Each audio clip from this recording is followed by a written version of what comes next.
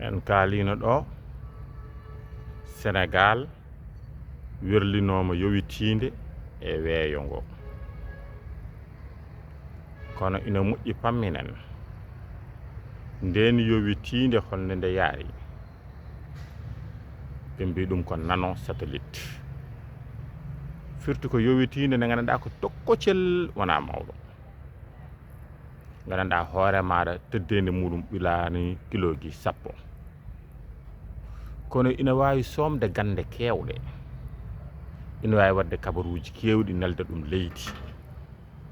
yowitinde nde noon sede weeyi nde yaltat e jiimadi leydi jiimadi weeyo leydi kala ko woni e jiimani muɗum ɓernde leydi ndi fooɗa ɗum tellina ɗum ndeka ko less faati ɗum ɗo noon yalti e jiimadi weeyo leydi yalti weeyo ngo ɗum waɗi ina taaro wawi taarade leydi ndi ina taaro Sénégal laabi 4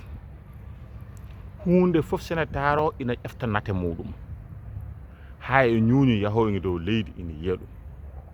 nden noon ɗo neɗɗo wawi hedde kala ina moƴƴi anda ko yahata ko rento saabu en ganda yowitinde nde holde jiimate dow muɗum te ɗum ne kayne so tawi weeyi ene yaaha ina taaro leydi ndi ina taaro ina ara e Sénégal laabi 4 e ñalawma kala ndeka noon rewirta Gambie rewira noon Mali rewira noon Guinée ndeke ɓiɗen leyɗele kala ko cohli humpitade nder leydi munen namdoto ko Sénégal kabaruji holno oɗo saaha ɗum woniri Sénégal humpitaɓe nden noon to banggal Afrique banggue hirnangue ko Sénégal tan jogui yowitinde nde yowitinde noon ko tokosere addata ko kabaruji en kaalino hen nden noon ma ɗe leyɗele foof ɓuuri andude kadi rende keeri munan rende gonka munan rende ngaluji munan